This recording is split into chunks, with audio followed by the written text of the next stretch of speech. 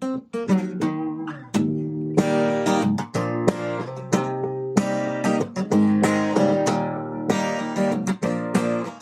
welcome to Hello Pocatello, Layne. We're so excited to have you here. Thanks for having me. I'm very excited for today. We've been looking forward to this. So Me too. Anyway, we're going to get right into it. Sounds good. Getting to know Layne. So for anyone who hasn't had the chance to hear you perform, how would you describe your sound and musical style? Oh, I've always had a hard time, I think, describing it because I don't like the box that it kind of puts me in sometimes too. And so, I mean, I've written, hundreds of songs that don't see the light of day, I guess. And some of those are, some of those are very country. Some of those are very much more like Imagine Dragons, the kind of thing. Some of it's funk. Some of it's, I mean, I like it all. So, well, I can't wait till those see the light of day. Yeah. I'm like, now you tell me. Yeah. There's work going on. That's true. So. I posted when you performed Toxic, Britney Spears' Toxic. Yeah. I put that on TikTok. I'll have to show you from the last time I saw you. So awesome. Anyway, can I ask, how many instruments do you play? Very well, really not that many, but stop being humble. You stop it.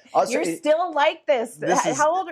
This is a challenge. I mean, I can acknowledge that I pick things up pretty quick. Yeah. So when I do write a song, a lot of the times I just felt like it was necessary to at least learn the basics of every instrument that I wanted to add.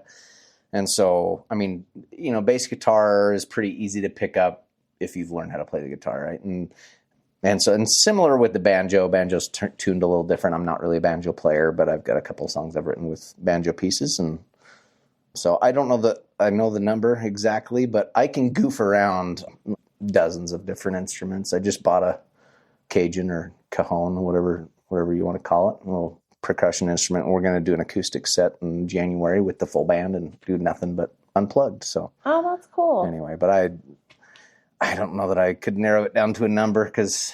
Well, piano, obviously. Sure. Yeah, I do remember, because you can tune any type of piano. I do remember that. So I asked you about pianos like a 100-year-old piano. Everybody's like, no, that's too old. And you're like, yeah, I got this. Yeah, no, I love it. I actually enjoy that. The older, the better for me, but because I'm fascinated with anything like that. So that's awesome. Yeah. What first pulled you towards music?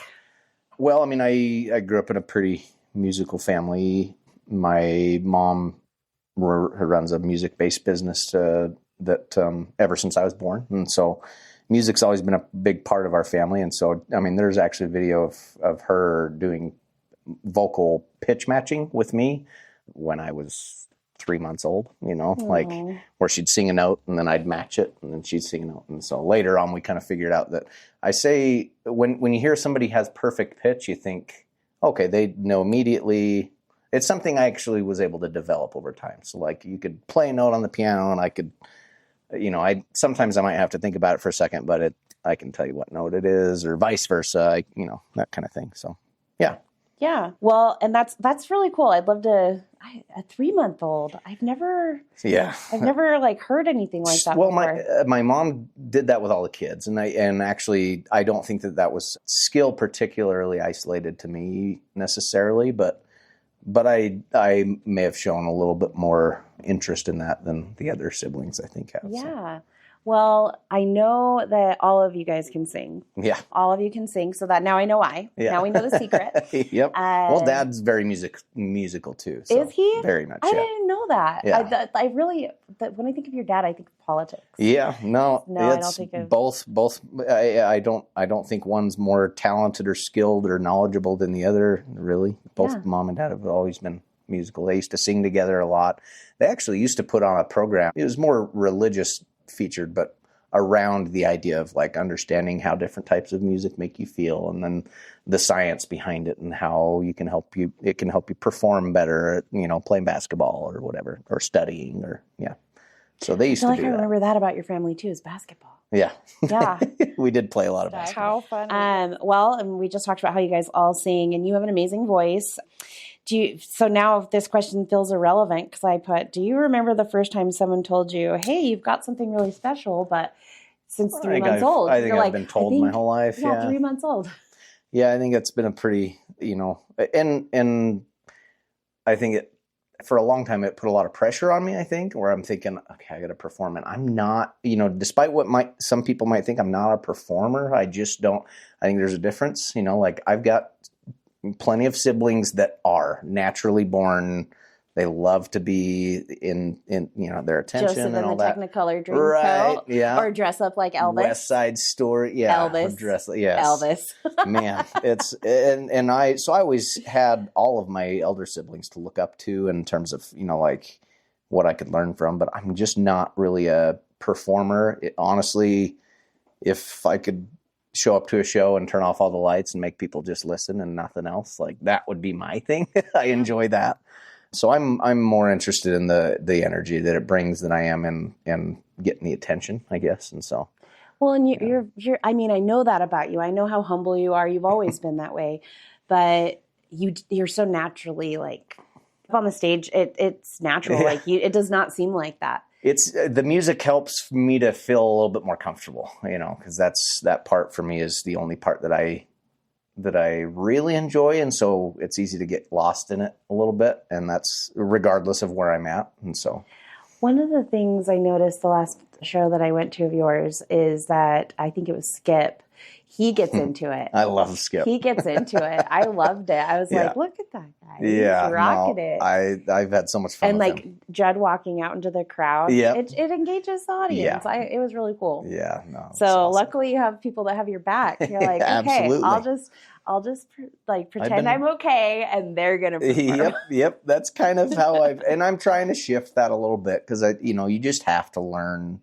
I mean, I do probably the last 2 years. So this year and last year, I'll average about 160 gigs for the year, and that's mostly just to make sure I can pay the bills. But anyway, after a certain amount of time, you learn, okay, I gotta learn how to engage people a little bit more because one-on-one, I'm fine. Like I'm comfortable in just about any setting, but when there's a large group of people and I've kind of got to interact with a large group, totally different skill set. It's also a lot less comfortable for me.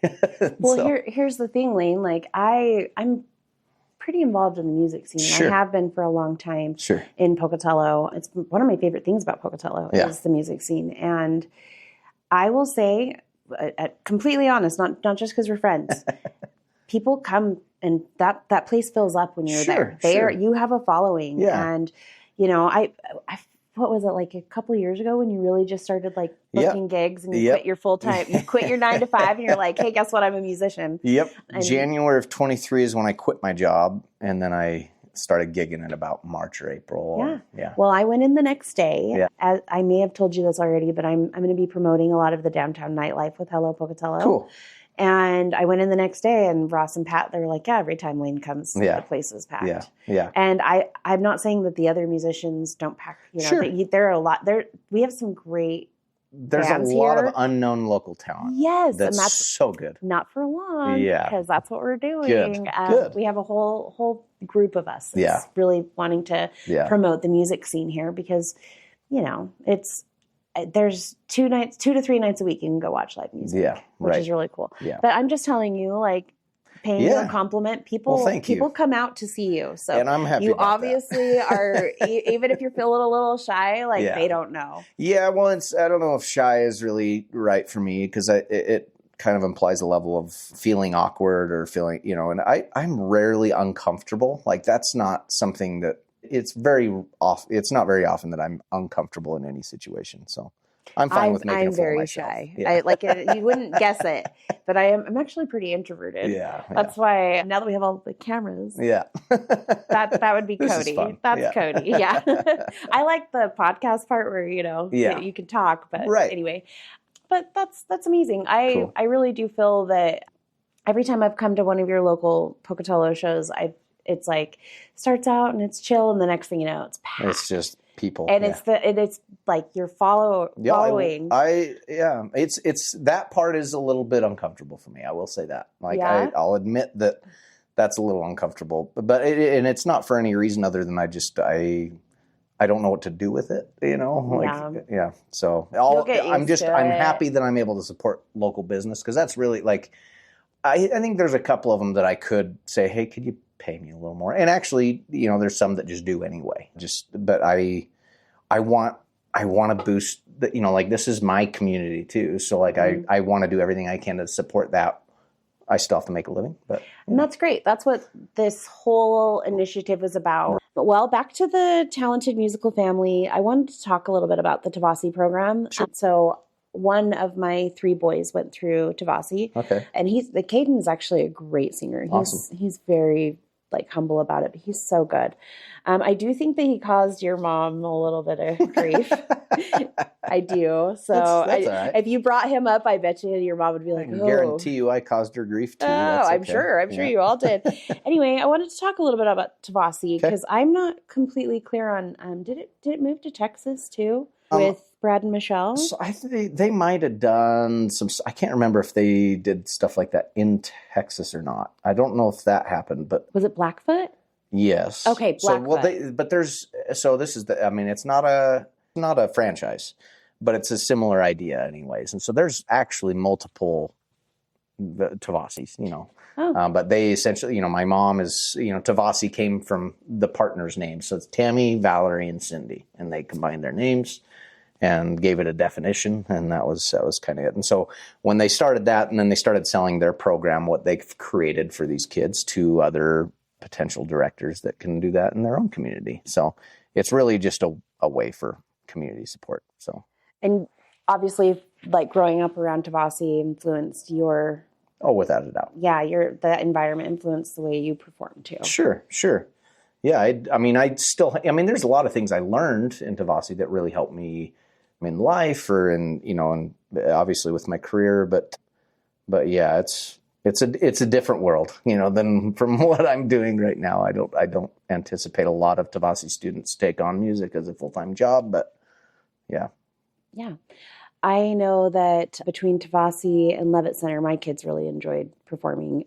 My middle son, he can sing too. He can sing and he can play guitar, but he was more into the theater side of things. Okay. I was always theater and music. Mm-hmm. And so I kind of my kids kind of just were grandfathered into that. Yeah. I was like, we're going to do this. But Tavasi was how it started. Mm-hmm. Well, besides your musical family, who do you feel are some of your biggest musical influences or inspiration? I think, so my brother Chris actually introduced me to a lot of good music as a kid, I think. And Chris can sing too. And a lot of bad junior music high. Too. Yeah. So at first, I think my first infatuation with an artist was probably Ben Folds, if I'm being honest. People don't realize he actually has a relationship with Weird Al Yankovic, which is also another musical influence of mine. Just because I've always been fascinated with the idea of taking something that's familiar and turning it into something different. He does it in a different way than I do, but it's obviously resonated with people. And so, but I think because of that, I think people don't realize the musical acumen that it takes to do something like that. And I just have a lot of respect for Weird Al of all people, as an artist, but because he does a lot of spoofs, he doesn't get taken serious as a musician like he should. But John Mayer is probably the after that, I think, and I grew up listening to Kurt Cobain and Seether and 311 and what our kids love right now. Yeah, what's That's popular all I again. Hear them talk about. Oh, I love that. Yeah, that's all I hear them talk about. Our boys get together, and that's all they talk about. Last night, I heard a whole conversation about so many amazing musicians died this year. Right, and they're talking about Ozzy and all this stuff, but they love Nirvana, all of them. That. Yeah, I love it too. Are we ready to dive into Johnny B. Good's days? Hey, let's do it. All right. So, how old were you when you started working there? Oh, I think it was 18. Okay. Why do I always feel like you were still in high school? Maybe from knowing your siblings. I'm trying to recall. Because I didn't have a job in high school. Okay. I chose not to do that because I struggled with school as it was. But yeah, that was really my first real job out of high school was working at Johnny B. Good's and first flipping burgers and then waiting tables and then kind of all this stuff, And so that was really good experience for me. Yeah. Yeah. I think I worked there almost 10 years. Yeah. Off and on, but I still. think you were there at least from the time I started to the time I left. It was also my first job, but guess how old I was? Yeah. Well, you had family ties. 14. Yeah. I guess I kind of had family Yeah, ties. you did. Was it just Brad that worked there? Brad and Chris. And Chris worked there, yes. Chris did work there too. Yeah. And nobody else, right? Just you three. I don't think so. I don't think Michelle or Shari did. I know Michelle didn't. It might have been closed by the time. No, yeah, that was just the three of us. Okay. But Brad managed it. I remember. Yeah. Yeah. I worked with Brad, you and Brad the most. I didn't really work with Chris. That was on one of the times that He might not have shown up. Probably in Texas or Meridian. Okay. At that time, because I did move a few times in high school. Well, and it was such a fun part of Pocatello's past. People still talk about it. And it was a great place to work. Yeah. I do remember, that's why I bring up Brad dressing up as Elvis, because we would do the classic car nights. Oh, right. He would dress up as Elvis and sing. Yeah. Yeah. Oh, we ought to bring back those nights. I remember, and I don't know if Brad's going to listen to this, but I distinctly remember how different you guys were. Yeah. I was like, you guys are brothers? Because, Brad's an extrovert, for sure. And you were always so quiet and I don't know about shy, but you were always very humble. I do remember that. I remember when you were first going to marry Courtney and you were just, it was so sweet. You were like, okay, and you were just so sweet and humble about it. So that's fun. Well, thank you. Every time that I talk about going to see you play, my grandpa brings up the Bowens. Every Bowen sliced their hand on the deli slicer and gave him a heart attack. Did you get yourself pretty good? I did. I had to go to the urgent care pretty quickly. You're the one that went to urgent care. Okay, yeah. I couldn't remember. It was bad. It was, I lost. I don't think I was working that day. I think I remember, were you still cooking? No, I was doing prep work. So I was slicing ham, I think. And it was this one because the slicer went like that. It came from the left to the right. And so I just wasn't wearing the safety gloves and just I definitely wasn't working that day because that would not fly if I would have been there. Yeah, I didn't think safety was that important. I wasn't a manager, but I was a manager. Yeah. It was my family's restaurant, so I was like, I have to make sure everything goes perfectly. Yeah. Oh, that's so sad though. I couldn't remember if it was you that was pretty early on, I think, when I first started there, but. I sold that deli slicer. Oh, really? Yeah. Somebody out there has got a chunk of my thumb out there. Yeah. Well, good thing that it didn't take too much of a chunk. Just skin and nails. So you can still play your guitar. Right. Yeah. I guess these are the things you need, I broke my thumb about a year ago, something like that. I remember. And I had to figure out a way because that was my full-time job. So I had to figure out a way to keep working. So I made something. I got a spring-loaded thumb pick. And then glued another pick to that finger so I could strum the guitar like this and keep playing. And, hardcore. Did that for a month or two, and hey, I didn't lose. The only gigs that I lost were two of them on the weekend of my surgery for my thumb. So one was the Nash because I do grab my friends and say, hey, there's a few bands. I'll be honest, I will always try to come see you. I love Idaho Soul. Yeah. Spike Coggins. They're there this week, are they not? Yeah. Yeah. I think we might go. The 13th? Yes. You could be on the other side and we can all actually hang out. Yeah. I can actually listen for a while. And they are fun to listen to. Is that Sherrod, is it not? Sherrod, Jim, and I don't know the other guys. I think was it Brian? I don't remember. I know Sherrod. Sherrod's always been really good to me and very, very helpful for me as I've been trying to ease my way into the scene. So I took some lessons from Sherrod because I was kind of I had a block going on where I just felt like I couldn't get to the next level. Yeah. And after all, I did all these lessons and he's like, you just need to get out of your head. Yeah. That's your block. Yeah. And I was like, well, he's without a doubt one of the local musicians that I have a lot of respect for. He's amazing. He's a very underrated guitar player too. Just amazing. He's humble. Watching him. Yeah. Just a down to earth dude. So. And Spike, Spike's he's so much fun. I know. Yeah. the last time I saw Sherrod, I literally said exactly that. I was like, "You're too humble." But yeah, there are some bands that I like. There's several more I could go on and Without on. a doubt. And there's some newer ones that are really like I'm actually really wanting to learn more about. Like your friend Hal Waldrum. Yeah. I've only seen him play twice. He's very nostalgic for me. He plays a lot of 90s stuff that I would have listened, to a lot of Blink and stuff like that. And so That's great. That's even better. We need it. We need the variety. So I'm really, he's been a really fun guy to talk to as I've been doing this too. So and yeah, there's a few very new helpful ones coming out. But yeah, that'd be great to see you on the other side. Yeah. Well, I did have a couple more questions about Johnny B. Goode's because I have to know. Okay. What was your favorite menu item? Oh. Do you remember the name? If you tell me what's on it, I'll remember the name. Oh, I could probably remember it too. Okay. So, I mean, when I did get a burger, it was the All-American. Okay. With the cheddar and Swiss and bacon. Salad, I really like the chicken chef salad or whatever with the grilled chicken on top. Johnny B. Light. That's it. Johnny B. Light, yeah. But honestly, the always go-to for me was the finger foods. When we do steak fingers, those were my favorite. And then making, I don't remember if we called it anything, but the barbecue sauce and the fry sauce and mix it together and with those steak fingers. Finger steaks. Finger steaks. I've been corrected so many times. Was it steak fingers on the menu? I don't know. Because I said steak fingers for the longest time and I got teased so bad. And so I finally started saying finger steaks because that's what's on the Del Monte package. I guess steak fingers does kind of imply something a little more disgusting than oh my finger gosh. Sticks. Maybe we'll get the kids together and do like a nostalgic. I still have some of the old cars. Yeah. Mine was the Leroy's. Oh, yeah. I loved the good. Leroy's and I loved the Elvis sauce. I still make the Elvis sauce actually. Okay. Well, last question about Johnny B. Goode's.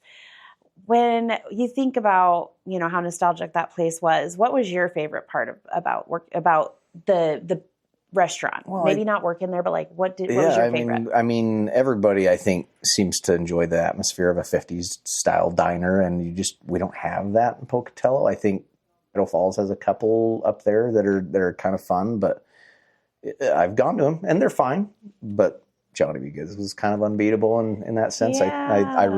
I do miss a lot of that the little those little jukebox things that they had on the table, right? Like that. I don't think they worked anymore, but it's just they didn't. Yeah, it's just a fun. The real jukebox did though. Yeah, that was cool. We used to have a lot of fun pumping quarters in that jukebox. Like when people would tip in quarters, it never upset us because we're like sweet. Yeah, and I'd go put on like. My favorite was Fever. Yeah. I'd play Fever. Everybody had their favorite song. Yeah. Like we even would pretend to be like, we'd act out a part when we walk up to our tables, like, go, you're Lucille Ball or, so anyway, my favorite was the chrome, even though it was hard to, like, polishing it wasn't fun. Right. But it was like, when you walked in, you saw that chrome. It's just the energy is kind of hard to match, I think. Yeah. So, milkshakes.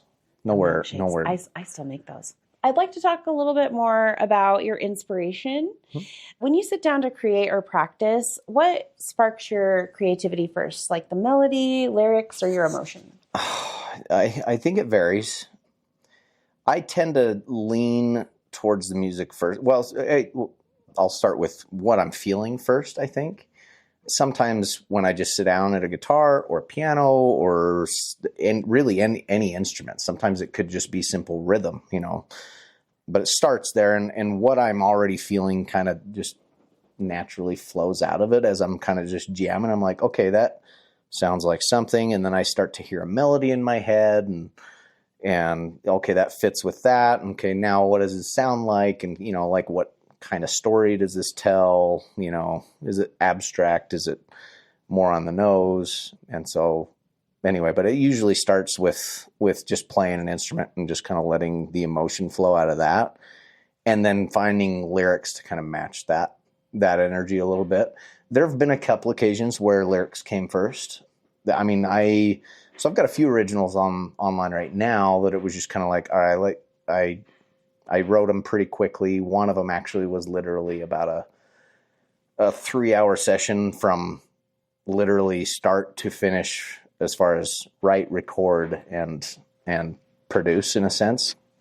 Anyway, and that one's actually on Spotify right now, but I popped my head off my pillow. I had this music kind of stuck in my head, and I popped my head off my pillow and turned to my wife. And so it's like 12:30 at night. And so I just had an idea, and so I ran downstairs to the studio and recorded some vocals with it. And 2:00 in the morning, I was done. Next day, I wrote the second and third verses and recorded them in an hour, and it was done. So it was kind of crazy. Stuff like that doesn't happen as often, but yeah, sometimes it comes pretty naturally that Can we way. listen to that somewhere? Yeah, it's on Spotify. It's called Gone. That one particularly. Gone on Spotify.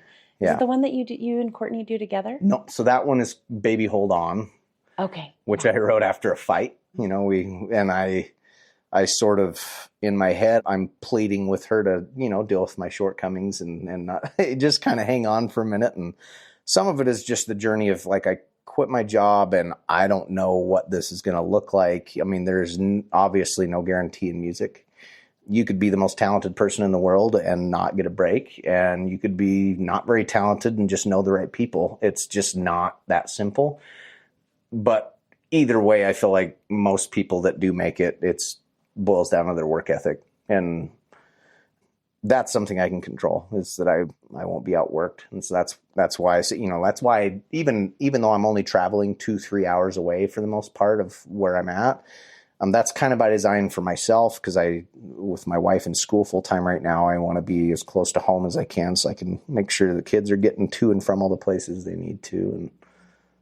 And so I've sort of had to pump the brakes, because there have been some things that could have taken off, and I'm not highly motivated by money or attention. It's just not something that's really important to me. And so money has to be important. We all need it, but not to the degree of like, I have what I need, so I'm comfortable with where I'm at right now. And so, but as she's done in May, there's a good chance we aren't in Idaho after that, because there have been some really cool opportunities that have presented themselves to me. And so, ew, I didn't know we were still in the beans. Well, I mean, there's nothing to spill right now. I just have some really good connections and contacts with people who can put me in front of the right people and have a lot of influence, and they've expressed interest in making that happen. So awesome. Yeah. Well, family first. Yeah. And you have awesome kids. Oh, yeah. And Courtney's amazing as well. Absolutely. That's the cutest love story ever. I'm like, oh, you guys got in a fight and then now you have this beautiful song, and I've seen her get up and sing it with you. I love that. I'd be lying if I said there wasn't some level of manipulation in that tactic. Because it did keep me out of the doghouse a little bit. But at the same time, I've always loved that idea. I remember watching my parents sing together at funerals, weddings, and things like that all the time as a kid. And I always loved that, because there was one thing that for myself is I never questioned whether or not my parents loved each other and were in love with each other. Like my dad always got the door for my mom. Like there was never a question of where they were as a kid. And I'm really thankful for that, because not everybody has that. And so I just want to give that to my kids. So, yeah. Going back to what you were talking about, with like the risk that you take at first, I do remember you booking very quickly.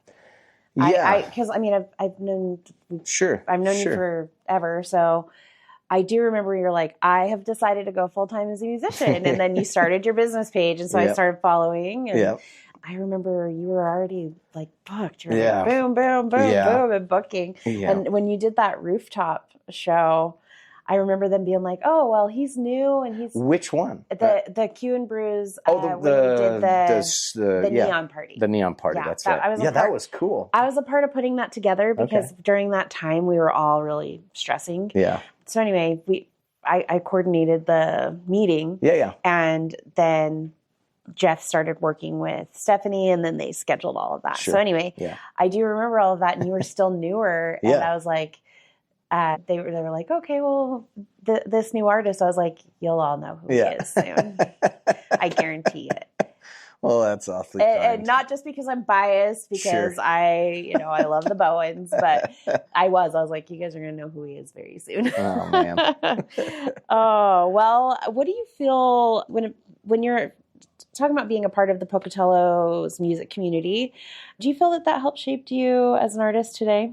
now that you're traveling and doing some bigger stuff? Or I mean, were you playing gigs before you came back to Pocatello? Not really. So we moved to Texas in 2006 or 2008.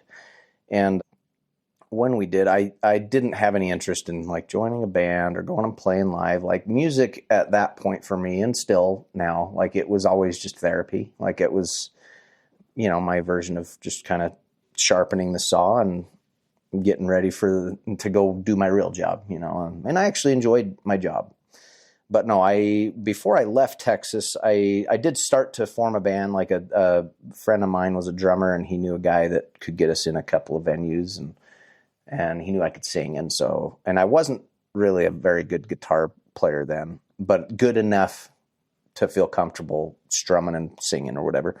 And just before we had a couple of these gigs officially done, I ended up moving back closer to home, and we just kind of left that alone. But yeah, no, the first real gig outside of singing for funeral or church or, stuff like that, it would have been in March of, no, I take that back. It was October of 2022 before I quit my job.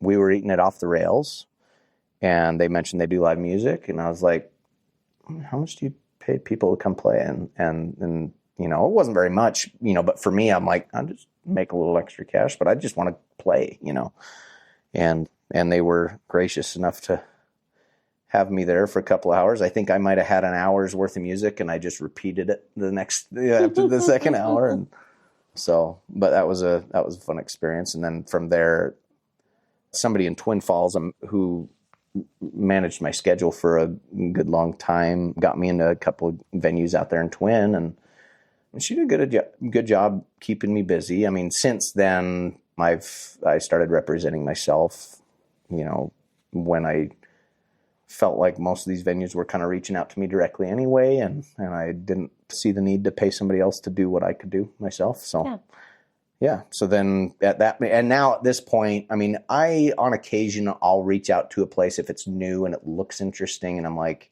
all right, it's within 3 hours of home. They do live music. Most public venues have pretty much the same budget. There's not a lot of fluctuation there, and so I kind of know what to expect. But for the most part now, I'd say probably 70 or 80% of my bookings on my calendar come to me, and I don't have to look for them, and it's really nice to be in that position. Yeah, so quickly. Yeah, right. I knew I'm it. very fortunate. I've told you that every time I've seen you. I'm like, I mark my words, Yeah. but I knew. Yeah, I grew up in a jam room. Yeah, I've been around music my whole life, Sure. and even I used to work at the First National, so I was I've been a big part of the music scene for years. Yeah. And then obviously Revive at 5. Sure. So I hear a lot of bands, Yeah. and there's a lot of amazing bands. And Absolutely. But again, not just biased or being a fangirl. You really are super talented. We all know. We all are like, Layne's gonna be famous. I've actually heard a conversation. It was Dustin Armstrong and his band. Oh yeah. We're talking about how you're going to be famous. Yeah. When you said Off the Rails, Yeah. I went and got some footage at Off the Rails when he played the other night. Okay. Yeah. He's great. He just had one of my sons in driver's ed. Oh, I forget about him doing driver's ed. No, I've been really, he's also been another one. That's just like such a down to earth guy. He's amazing. He donated his time for a fundraiser that we did with Businesswomen of Pocatello. Okay, cool. So it was our very first one. Awesome. It was Pints and Possibilities, and we'll go to a brewery and raise money. Sure. Oh, I love that. I know that you were booking a lot at the First National. Mm-hmm.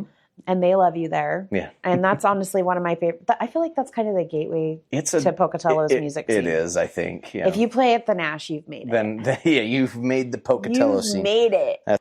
Well, in this area, what is your most memorable performance? Is there any that stick out in your mind as your favorite? Oh, I can tell by that face. Oh, yeah. It's absolutely. So ZZ Top for sure. That was. Oh, duh. Yeah. Duh. Yeah, that was the most this validating is my face palm. Experience. Yes, ZZ Top. Let's talk about ZZ Top. Oh, yeah. That, which, and to be fair, I didn't include them in my list of inspiration. But, yeah, they most definitely have been, because I that was one of my dad's favorite bands. And so, yeah, all in all, I mean, that whole experience was very validating for me. You know, I'm going, okay, like if I have some self-doubts before, maybe I should check that, you know, because that's always a struggle, I think, for me, and doubting myself, you know, and just not. That's something I think this entire journey has really helped me to do, to kind of recognize, like, okay, I do have something to offer that people want, you know, and it's not that I want to be able to offer something people want. It's I genuinely, my entire goal is to have as much influence as possible, positive influence as possible in a way that music influences me. So anyway, but yeah, the ZZ Top gig was very quick.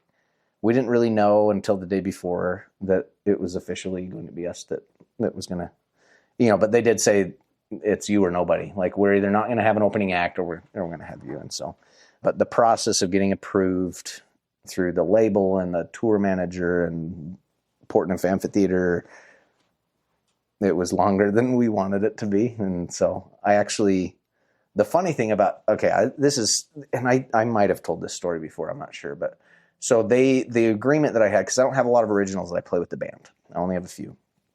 And the agreement that I made was that I had to play 50% originals at least. And then the other 50% could be my covers. And so I wrote a song literally like 2 days before the gig to play at the ZZ Top gig in order to land the gig. Wow. Yeah. So, just winging it. Yep. And so I wrote it, and then I recorded it, sent it to the band, and I said, hey, here, we have to, if we want to play ZZ Top, you guys have got to learn this song. And so they all right, you know, and it wasn't a hard song, but they came to rehearsal the day before the gig. And while we were rehearsing the morning before, that's when I got the call saying, hey, you got the gig, and you know, we'll let you know where to be, when to be there, and all the rules and stuff. And yeah, so. Are you going to grow your beer out in tribute? just to. Yeah. It is getting longer. I did. Yeah, I did withhold Sharp Dressed Man from the covers that I played for that gig, but that was it. So. Oh, now next time you play, you have to play that. Yeah, I'll play that. I actually know a few of the songs that you regularly play, but I can't get past Britney Spears, Toxic. And the funny thing is when I'm the same age as Britney Spears. Okay. So when she first became popular, I couldn't stand her. Yeah. Oh, I couldn't, and now I love her. Yeah. But I couldn't stand her. I was more of like into like Marilyn Manson and Tool. Though. Yeah, me too. I was a little bit emo, let's be real. Yeah. I still am. I listened to a lot of Tool, actually. I know. We talk about this a lot with the boys about like all the different, now it's Korn.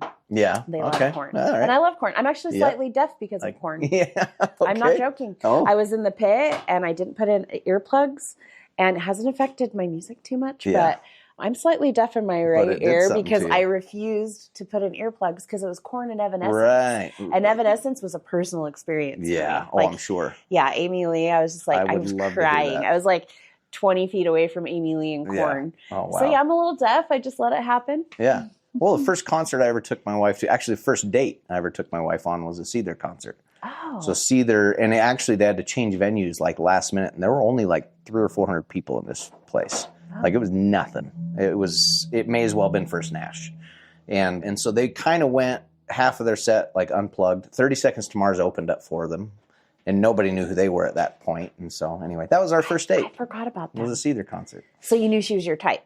Oh, without a doubt. You're like, oh, sweet, Seether concert. I kind of knew that pretty early on, honestly. I remember. You were so cute. Yeah, when you guys were falling in love, you were so cute. I do remember thinking that because, I mean, I don't know how much older than you I am. I just remember being like, oh, he's going to get married and they love each other. That's a feeling now that I've I gotten hope to know my sons Courtney, get to experience. Yeah. I love Stricken. She's amazing. She worked with my mom, and so she knows things about me that I wish she didn't. She's working with my dad right now. So I have a couple more questions, and then we'll wrap it up, and then you can play your guitar. I'm super excited for that. When people come to hear you play, what do you hope that they are feeling? Ooh, I don't know that I'd want to tie it down to one emotion, I guess, because I feel like they're all important. every emotion is useful. And that's kind of, for me, the point of music is to draw out that. So I'll say my, I've said it this way a couple of times, so I think it's good to use. So anytime I've gone to a bar, restaurant or something, and I see some big burly dude with tats all over, and maybe he's a biker or whatever, walk in, and he's an intimidating guy, right? And I've seen this happen on occasion. I could probably count on one hand the amount of times that I've seen this, but it's my favorite when I can get that dude to kind of something in the orange. Like, yeah, because I've seen that happen, and then I've met a couple of these guys too, and it's not that I don't know what it is about that for me, but I get a major high, and it's I can appreciate when women appreciate the music, or more than just the music in some cases where I might get approached, as long as they know that Courtney will murder them, I think, if they go any further. But and she has backup. We'd all murder them for Courtney. and that is something that I actually do enjoy, is that there are a lot of people since I've been doing this that have commented on our relationship and seeing the evident love that we have for each other. And I appreciate that, because it kind of gives me more friends that can kind of look out for us rather than just me or just her. And so I love that dynamic, because this industry, it'd be a lie for me to say that I haven't been like approached or sought after or anything like that. And that's weird to me. When the bras start getting thrown on the stage, then you need a bodyguard. That's weird to me, and I don't know how to handle it, because I'm naturally just I don't want anybody to feel stupid for, taking their shot or anything like that. But at the same time, I've gotten to the point where I don't have time for that. Anybody that's around you and Courtney knows, there's just, it's just not happening. It's just not happening. You guys have a very cute love story. I've appreciated that part of it, but there is something that I get out of that feeling of knowing that I've made an impact on somebody who seems impenetrable. And it's not that I want to, it's like, I'm just playing a small role in that. And it's like, if that allows that man to then go home with his girlfriend or wife or whatever to, like, if he's getting lucky because he's a nicer guy, that's my goal. The big tattooed biker dudes are the sweetest. Oh, usually they're the sweetest. Yeah. The big biker dudes are usually the sweetest, like putty in your hands. I've always had better experience. Tippers ever. Oh, best tippers, hands down. Yeah. So, I mean, that's funny that you make that reference. Yeah. I have a friend who's a tattoo artist that said that the toughest people she has ever met are little teeny tiny ladies coming to get a tattoo. Yeah. They're like, they don't even flinch. And then there's men that are like, her shop is next door to mine. So I heard a lot of whining. Yeah. And she's like, these little teeny tiny ladies will come in and they're like, oh, you're done already? I didn't even feel that, How fun. Yeah. And finally, I know we talked about this a little bit already, but what's next for Layne Bowen and the Layne Bowen Band? Are there any upcoming shows, projects, or collaborations that we can look forward to? Well, so long-term and short-term, there's, I think, plenty of shows, and I assume we could probably put a link or something like that. Yeah, when's your next show in Pocatello? I think First Nash in December. December 4th. Yep, that's I already knew this. Hey, very good. Well, I think that's the next one in Pocatello, at least. We did get booked for the Bannock County Fair, which is in Downey in August. So we'll headline that one, and then usually the bigger stuff, it seems like it takes a minute for that. But yeah, in Pocatello, I think First Nash, I'm sure we might do Revive at 5 again this year in 26, but of course they're going to want you at Revive at 5. Yeah. So, but for solo stuff, like I still kind of make rounds.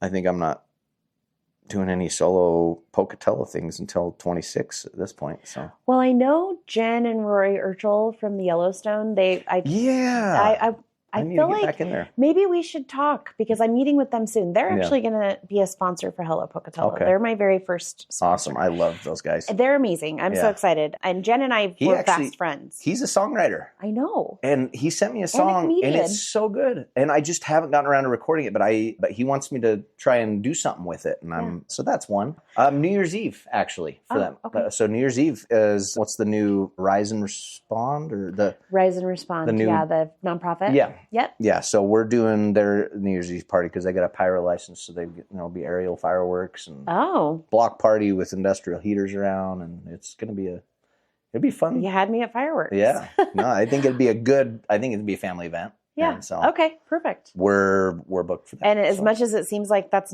far away, it's going to be like tomorrow. Yeah. Yeah. Without a doubt. Like I was saying though, we're not old. Yeah. We're not old. Our kids are old. We're not old. Oh my gosh. Well, I don't know. Tell that to my back. Oh yeah. Well, thank you so much for joining us today. You're so welcome. I know I've been bugging you, but I had to get you here, and I totally used my street cred. I've known you since you were. I appreciate the persistence because this is really cool, and I do. I want to support local everything, and what you guys are doing, I think really could be complimentary to what I'm doing. I feel I really want to promote the music scene because so many people don't know how awesome it is. Yeah. And so I actually technically will be with Hello Pocatello. So I'm really excited that you were my first guest as our musical guest. Next up is Sean Barnby. I was going to say his Sean name. Barnby. Oh my gosh. He's actually going to teach me how to use some of my equipment. Oh, I love Sean. Yeah. So we've connected a couple times, and he's always at my band stuff at First Nash, and I finally got a chance to check him out, and my goodness, he's talented. There's so many, and so this week at First Nash, it's Cole Harris. He's from Twin. Okay. Totally worth. If you have not checked him out, well, I will be now because I'm going to be promoting. Good. Yeah, yes. I'm so excited. Yeah, he's definitely worth checking out. But and I just wanted to plug Sean's name too because you did it already. Because Sean and I have been good friends for a long time. Yay! Good. Well, thank you so much. You're very welcome. I'm excited, and we're going to go ahead and record a little video of Layne playing the guitar as well because he's going to record our intro and outro riff for the podcast. So, anyway, thank you so much. Thank you.